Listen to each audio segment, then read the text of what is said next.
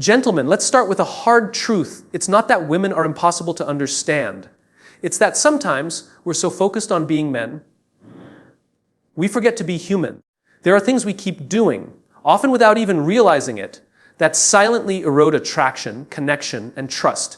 These aren't loud mistakes. They're quiet, habitual, and often unintentional, but they're powerful enough to shut the door on emotional intimacy. We confuse confidence with control, and that confusion doesn't just affect our relationships, it quietly poisons them. Many men have grown up believing that to be strong, you have to be in charge.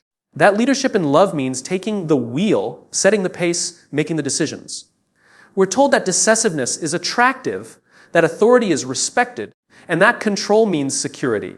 But what often feels like strength to us feels like suffocation to the person across from us. Control wears many disguises. It might look like constantly needing to know where she is, or making every plan without her input. It could be telling her how to dress, who to talk to, or what emotions are too much. And the tricky part, we don't always see it as control. We frame it as care or protection or leadership. But the truth is, when we try to manage someone else's experience, we're not protecting them. We're prioritizing our own comfort. Confidence, on the other hand, is something entirely different. Confidence doesn't need to micromanage. It doesn't interrupt or dominate.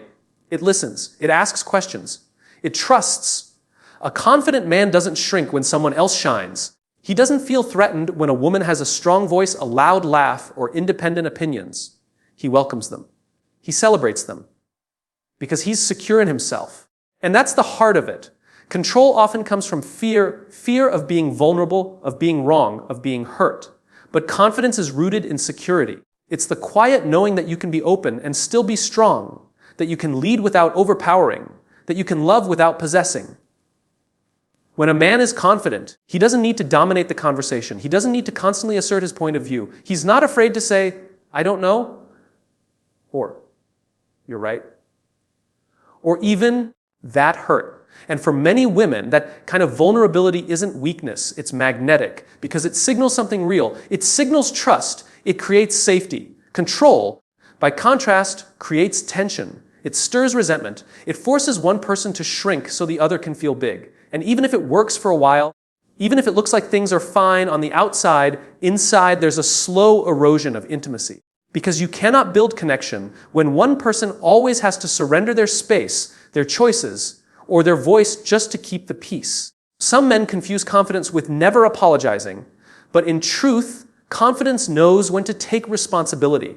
Some think confidence means being the loudest person in the room, but real confidence is often quiet. It lets others speak and doesn't feel the need to prove anything. Control takes energy. Confidence gives it.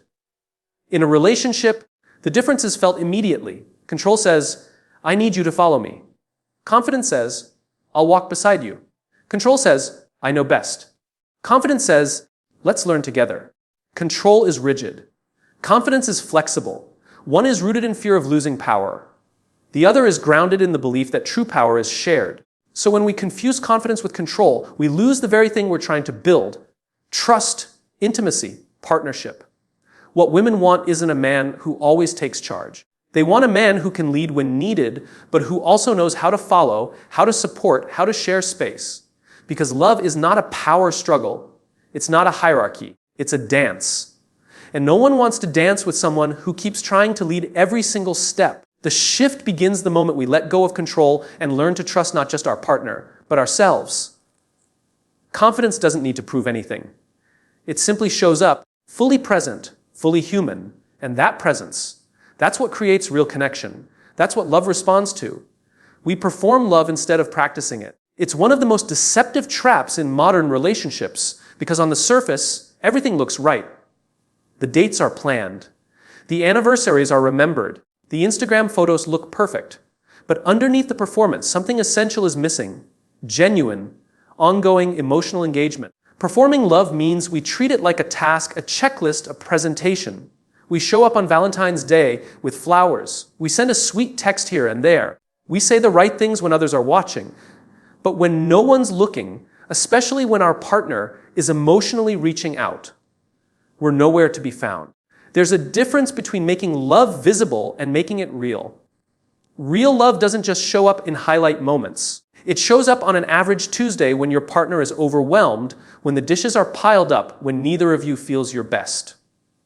When we perform love, it becomes more about the image of the relationship than the intimacy within it. We focus on proving we care rather than doing the hard work of staying connected. We confuse gestures with presence. And while gestures can be beautiful, they're empty without the emotional substance behind them. A love that's performed may impress others, but it leaves our partner feeling unseen, untouched in the ways that matter most. Practicing love is something else entirely. It's active. It's humble.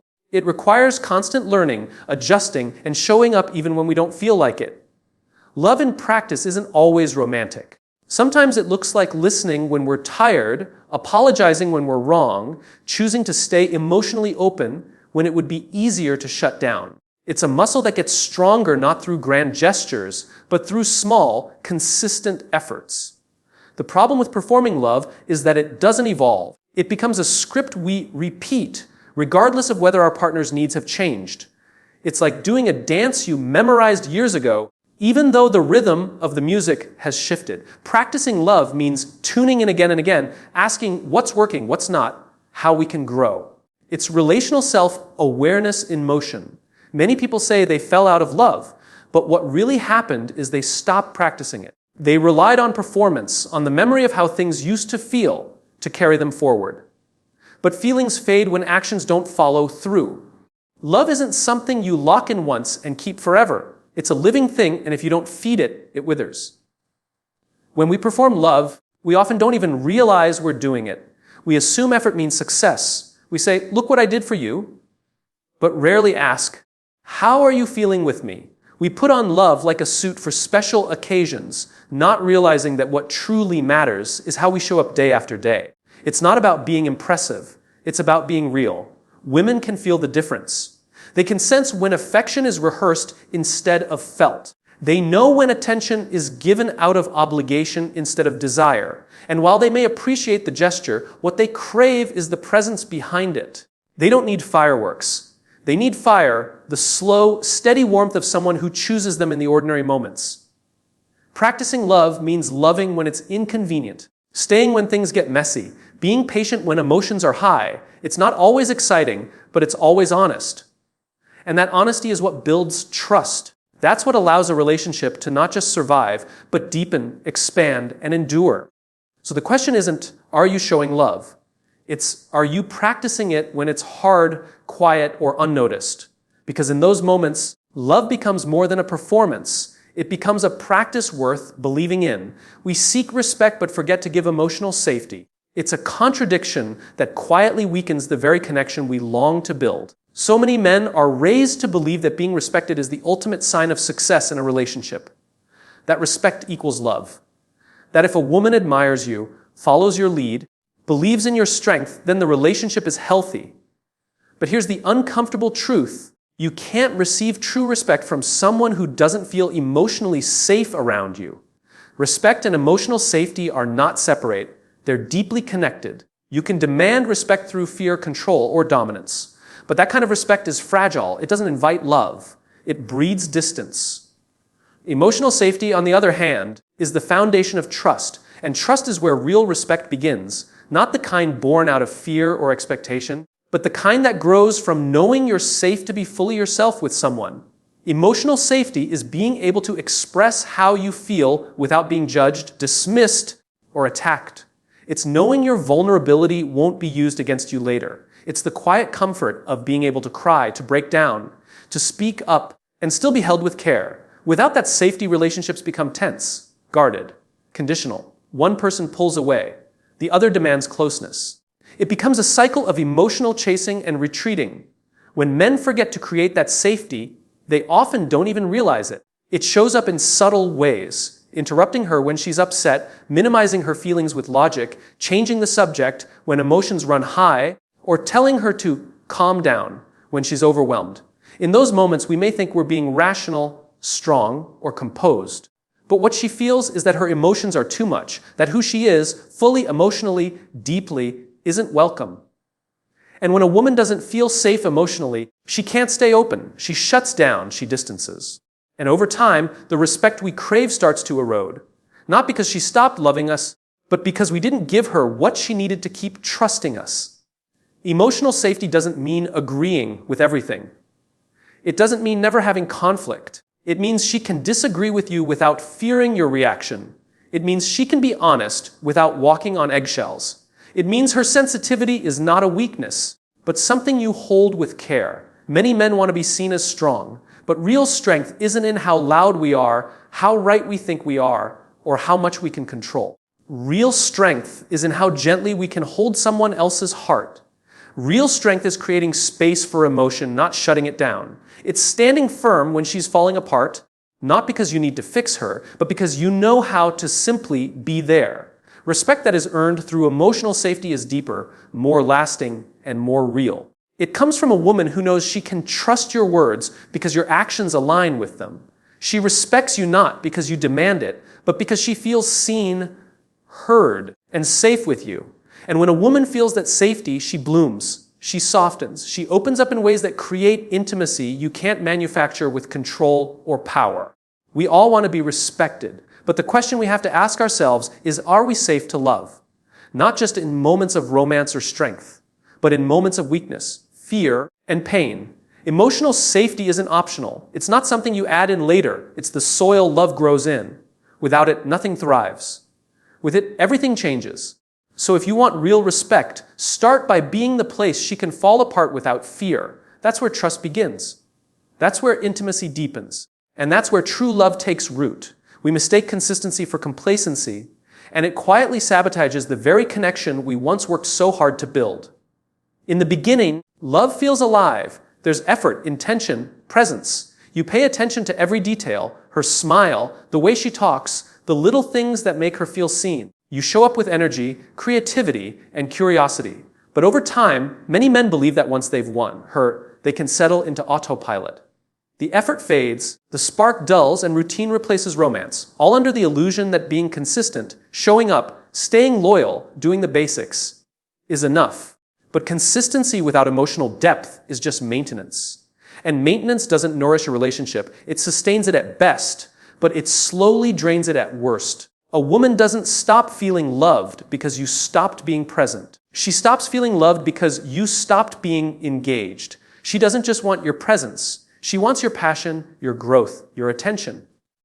She wants to feel chosen, not just kept. Complacency is subtle. It looks like being there, but not really being there. It sounds like, I love you. Without eye contact, routine sex without intimacy, conversations that go nowhere because they're the same every day. It's predictable in the worst way, not dependable, but uninspired. You might still be doing the right things, going to work, paying the bills, showing up at dinner. But the emotional effort has gone flat. The connection that once felt electric now feels obligatory. Many men confuse this slow settling as peace. They think, isn't this what a mature relationship looks like? Stable, predictable, comfortable. But there's a difference between stability and stillness. A healthy relationship doesn't have to be chaotic, but it should be dynamic. It should breathe. It should stretch both people. Complacency says, I already know you. But love thrives when you keep discovering each other over and over again. And the truth is, women notice the shift. They notice when the text becomes shorter, when the tone becomes distant, when the energy fades. They notice when the surprise date nights turn into passive routines, when your curiosity about her becomes replaced by assumptions. They may not always say it immediately, but they feel it deeply. And when love starts to feel like a job instead of a joy, resentment quietly builds. Consistency in its truest form is not about repetition. It's about showing up fully again and again with presence, humility, and care. It's remembering that relationships are alive, and anything alive needs tending. It's not about grand gestures. It's about small, mindful ones. A kind word, a thoughtful question, a moment of silence when she needs space, and a moment of vulnerability when you need to be seen. Being consistent in love doesn't mean standing still.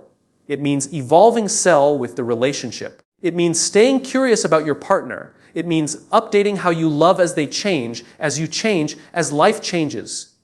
Because if you don't grow together, you start to grow apart. Even if you're sleeping in the same bed every night, the danger of mistaking consistency for complacency is that you stop asking yourself the deeper questions. Am I still learning her? Am I still showing up with intention? Am I still offering her the best of me, not just the predictable version of me? If the answer is no, then you haven't been consistent. You've been coasting. Love doesn't die in loud explosions, it dies in silence, in routine, in taking each other for granted. So if you want love to last, don't settle for being there. Be there, awake there. Bring effort, curiosity, and emotional courage. Because real consistency isn't about keeping things the same. It's about showing up with new energy every single day. That's the difference between staying together and as actually being together. We listen to respond, not to understand. And it's one of the quietest ways we disconnect from the people we care about most. In conversations, especially in relationships, we often think we're being present, when in reality, we're just waiting for our turn to speak. We hear the words, but we're not receiving them. We're preparing our rebuttal, our advice, our defense. The result, our partner feels unseen, unheard, and emotionally alone, even while talking to us. Listening to respond is rooted in ego. It's about proving a point, fixing the problem, or protecting ourselves from discomfort. When we listen this way, we're prioritizing our need to be right, to stay in control, or to appear wise. But what's needed in those moments is something far more human: empathy, understanding, stillness. When someone shares their heart, especially in vulnerability, they're not looking for a debate. They're looking for connection. In relationships, this kind of listening creates emotional distance. A woman might say, "I feel like we're drifting." And instead of asking what that feels like for her, we respond with logic or justification. "But we're spending time together, aren't we?" Or she opens up about feeling hurt, and we defend ourselves immediately. "That's not what I meant," or "You're too sensitive." What we're really saying is, "I'm more focused on protecting my position than understanding your pain." Over time, that kind of response kills intimacy. It teaches your partner that vulnerability leads to rejection, not connection. Understanding someone requires that we get out of our own head and step into theirs. It means putting down our assumptions, silencing the urge to be right, and entering into their emotional world. It doesn't mean we have to agree with everything they say. It means we value their experience enough to make space for it without interruption. It means their feelings don't need to be fixed. They need to be felt. Listening to understand asks something from us that feels uncomfortable presence without control. We can't control the outcome. We can't always solve the issue, but what we can do is sit in the discomfort with them. That is love in its purest form, not performance, but presence. And presence says, "You're safe to be fully yourself here. You don't have to edit your truth for me to stay close." The irony is, when people feel deeply understood, they become more open to hearing us in return. When someone feels seen, they soften, they lean in, they listen back. But when we jump in with a response too quickly, when we explain, defend, or correct, we create walls instead of bridges. The truth is, most of us were never taught how to truly listen. We were taught how to win arguments, how to be persuasive, how to stand our ground. But deep relationships aren't built through being right, they're built through being real. And real connection happens when we stop performing and start receiving. Next time your partner speaks, pause. Listen not just for the words, but for the feelings underneath. Don't rush to fill the silence. Let it breathe. Let them breathe. Ask questions that begin with, "Can you help me understand?" or "What does that feel like for you?" And then listen. Not to defend, not to solve, just to know them better. Because the truth is, everyone is aching to be understood. And when we become the kind of person who listens to understand, we become the kind of partner who heals, who connects, who strengthens the bond beyond words. Listening is not a skill, it's a form of love, and the kind of love that listens deeply. Without judgment, without agenda, is the kind that creates emotional safety, trust, and lasting intimacy. So the next time someone opens their heart, don't respond. Receive. We underestimate the power of subtle arrogance, not the loud, obvious kind that pushes people away instantly, but the quiet, polished version that hides behind charm, intelligence, and even good intentions. It's the kind that doesn't shout, "I'm better than you," but quietly implies it in conversation, in body language, in the way we listen or don't. And over time, this subtle arrogance can slowly erode connection, trust, and respect in a relationship without us ever realizing it. It often starts with good things: confidence, competence, leadership. But somewhere along the way, those strengths morph into something else. Instead of being comfortable with not knowing, we start needing to be the smartest person in the room. Instead of being curious, we become corrective. Instead of listening to understand, we listen to redirect the conversation back to ourselves. We dominate discussions without raising our voice. We dismiss ideas with a smile. We mask condescension as just being honest. And most of the time, we don't even see it. Subtle arrogance isn't always about ego. Sometimes it's about fear. The fear of being questioned. The fear of losing control. The fear of being seen as less than. So we compensate by always having an answer, always steering the conversation, always needing to be right. But in doing so, we miss something vital, genuine connection. Because connection requires humility. It requires enough self-awareness to realize that our perspective isn't the only one that matters. In relationships, subtle arrogance creates imbalance. It makes your partner feel like she's constantly being evaluated instead of embraced. Like her thoughts are being weighed, not welcomed. Like her emotions are tolerated, not truly understood. You might think you're showing strength or clarity, but what she feels is distance. Superiority doesn't invite vulnerability. It shuts it down. No one wants to open up to someone who always has a better version of their story or a smarter way to feel. When a man carries subtle arrogance, his partner often feels emotionally small around him. Not because he says cruel things, but because his presence doesn't leave room for hers to fully exist. Her ideas get slightly overshadowed, her wins are met with comparisons. Her concerns are met with logic instead of empathy. And even though he may be kind, capable, and stable, there's a layer of disconnect she can't name, but deeply feels. Humility is not about diminishing yourself. It's about making space for someone else. It's the ability to say, I might not understand yet, tell me more. It's the courage to ask instead of assume. It's the willingness to be wrong, to learn, to grow. A humble man can be confident without being condescending. He can lead without overpowering. He can disagree without disrespecting. Women are incredibly sensitive to tone, energy, and emotional nuance. They can feel the difference between a conversation and a competition, between genuine curiosity and a disguised lecture. Subtle arrogance doesn't need to be loud to be destructive. All it takes is consistent small moments of, I know better, I've done more, or you're overreacting, to make someone feel emotionally unsafe. And once emotional safety is gone, intimacy doesn't stand a chance. To love well is to lead with humility. It's to recognize that knowing everything isn't the goal. Knowing each other is. And that kind of knowing only happens when we let go of superiority and choose to show up with openness. The strongest relationships aren't built by the smartest or most successful people. They're built by the ones who remain teachable, approachable, and grounded. Subtle arrogance hides in plain sight, but so does humility. And every day we get to choose which one we bring into our relationships. One disconnects. The other invites deeper love.